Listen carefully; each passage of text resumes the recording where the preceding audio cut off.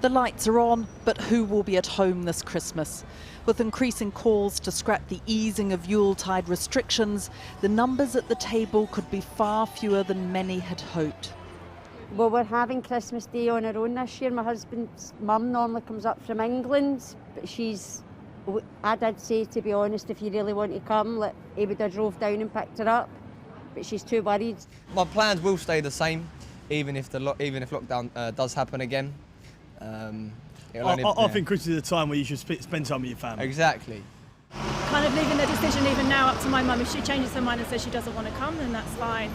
Downing Street has said that the planned 5-day Christmas easing to allow 3 households to mix indoors from December the 23rd was being kept under constant review. Nobody, not least the government, wants to be the ones to cancel Christmas, to turn off the lights. But they have been warned by their own scientific advisors back in November that to relax the rules for the festivities would mean an increase in transmission and an increase in prevalence. And today, a rare joint editorial between the BMJ and the HSJ, who say the household mixing at Christmas must not happen. Both editors of these medical and health policy journals are clear. Unless something happens to change this trajectory, they write, hospitals in England will have just short of 19,000 COVID patients on New Year's Eve, almost exactly the same as the peak of the first wave on April the 12th. We're publishing it because we believe the government is about to blunder into another major error, they said, that will cost many lives. If our political leaders fail to take swift and decisive action, they can no longer claim to be protecting the NHS. We look forward to, sadly, to a spring where elective and non-acute care will have had to be cancelled across the country. People's hip replacements, cancer treatments and heart disease care will be affected. So we have a point where we could make a decision now that would change that outcome. And the staff and patients of the NHS would be the beneficiaries, as would the country as a whole. And this afternoon, Labour also called for a rethink. It's difficult for the government, I get that, but they really need to review this now to look what else can be done, because the risk otherwise is that we don't protect the NHS and protect the economy going into January and February. You play nice and still for me, sharp scratch. Those turning up today for vaccines won't be protected until January the 12th at the earliest, although we still have no figures about how many have actually received the jab. And in the meantime, hospital admissions are rising. We have identified a new variant of coronavirus, which may be associated with the faster spread in the southeast of England. The announcement was unexpected, and it came before experts had finished studying this latest mutation. There is still no evidence that it is causing the virus to spread faster, nor is it likely to impact the vaccine. The expectation should be that most mutations have no impact on the virus at all. We expect most mutations to be neutral. SARS-CoV-2, this particular virus, isn't mutating very quickly. We're requiring maybe 2 mutations a month. So this gives us really good opportunities by sequencing genomes, tracking mutations, to pick up any concerning candidates or any kind of circumstantially interesting candidates very, very quickly. Answers on the mutation will come soon, but the government has more immediate problems on its hands. What to do about Christmas, with a YouGov poll tonight showing that 57% of adults now believe the current tier systems should stay in place for the festivities. Victoria MacDonald. Our political editor Gary Gibbon joins us now from Westminster. Gary.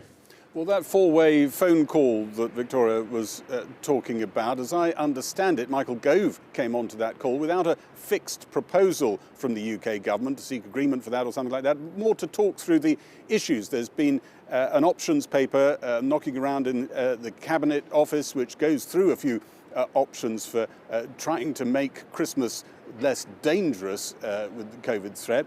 And that includes issues, suggestions like reducing the number of days that are involved in this loosening of restrictions, reducing the number of households that can meet. But I think there is a sense in government here that you just can't get people to change their plans this late in the day. It would have all sorts of implications, not least money implications for the households.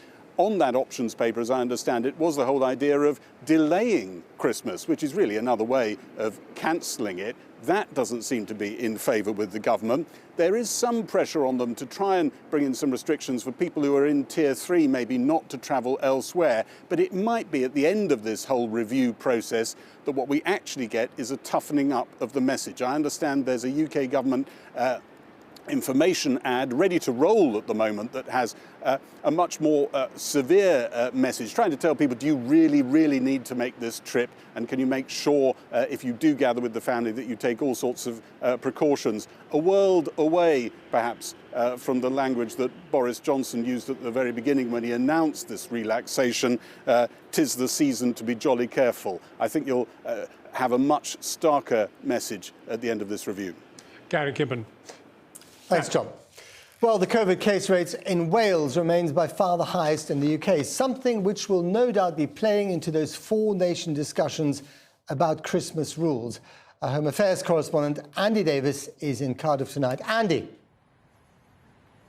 As each day passes, Matt, we get more warnings from inside the Welsh NHS, from critical care consultants who say their units are at full stretch, to the Welsh Intensive Care Society yesterday evening declaring that the situation is so grave that there isn't the luxury, in their view, to defer major interventions until after Christmas, which is when it's thought a lockdown in Wales is most likely.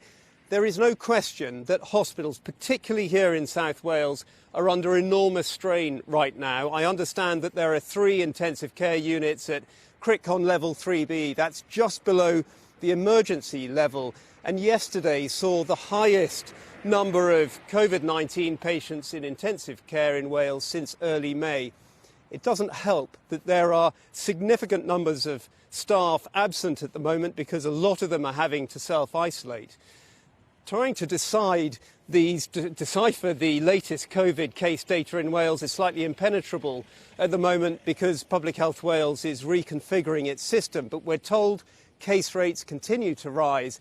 And all of this leaves the First Minister, Mark Drakeford, with, as he put it, a very difficult set of decisions around Christmas, whether to stick to what he described as the hard-won four-nation plan or abandon it for tougher measures.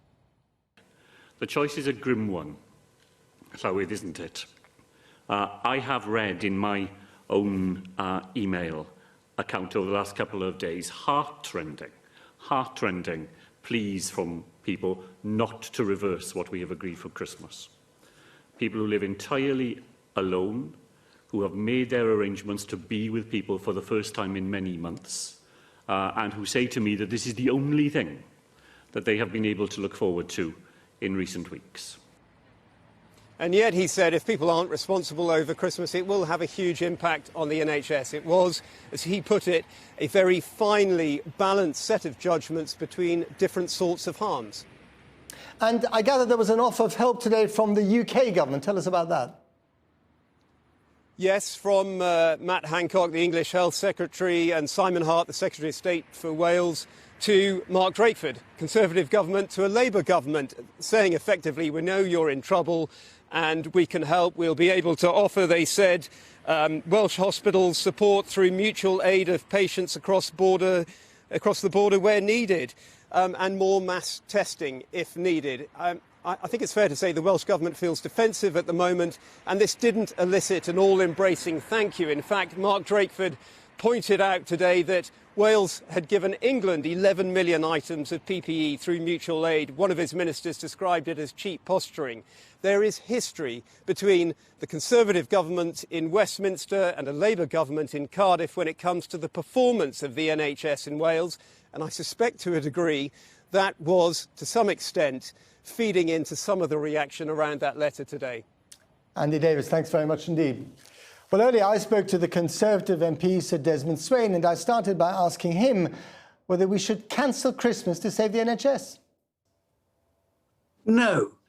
Parliament specifically voted for the arrangements that are now in place. If they are to be changed, they must be changed by Parliament, not by 2 medical journals who have form. The reality is that if the government wants to persuade us to behave in a particular way, it can make its case. But as a Conservative, I fundamentally believe that individuals make better decisions on behalf of themselves their families and their communities than governments or medical journals can do on their behalf. But at the beginning of this crisis, most of us were quite happy to stay at home in order to protect the NHS. And indeed, we did protect the NHS. Now that the infection rates are rocketing again, shouldn't we consider doing the same thing?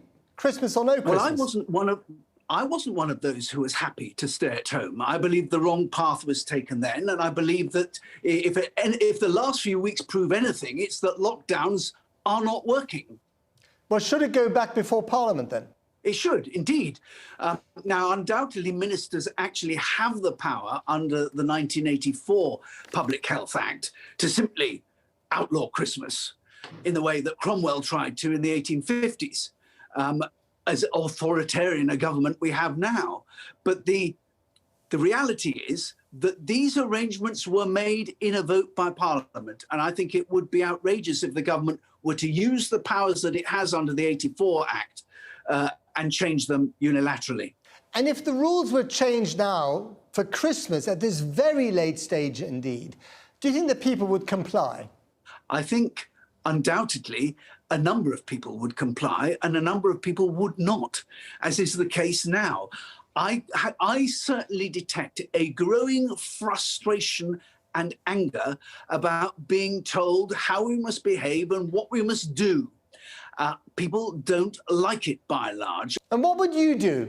Would you comply or would you break the rules?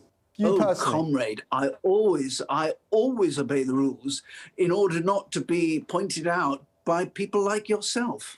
Tell me, do you think that your government is losing credibility in all this?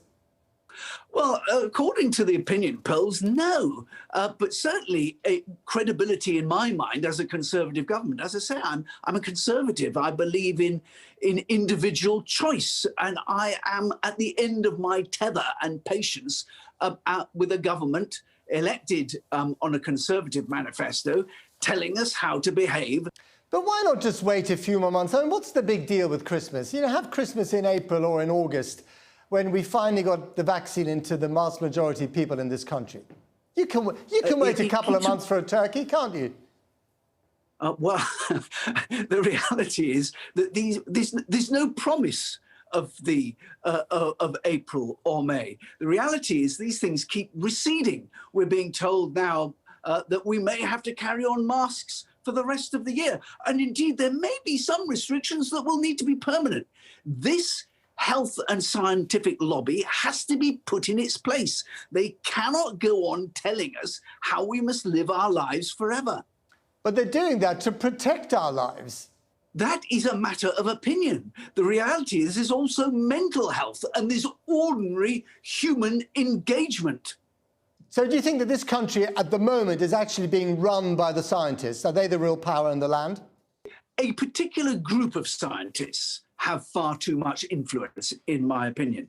The fact is that what we are doing in terms of attempting to control the virus has disastrous economic consequences, and those have to be taken into account. Stopping human contact comes at too high a price. Thank you very much.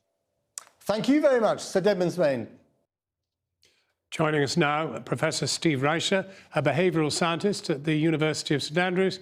He's advised both the UK and Scottish governments on their response to the coronavirus.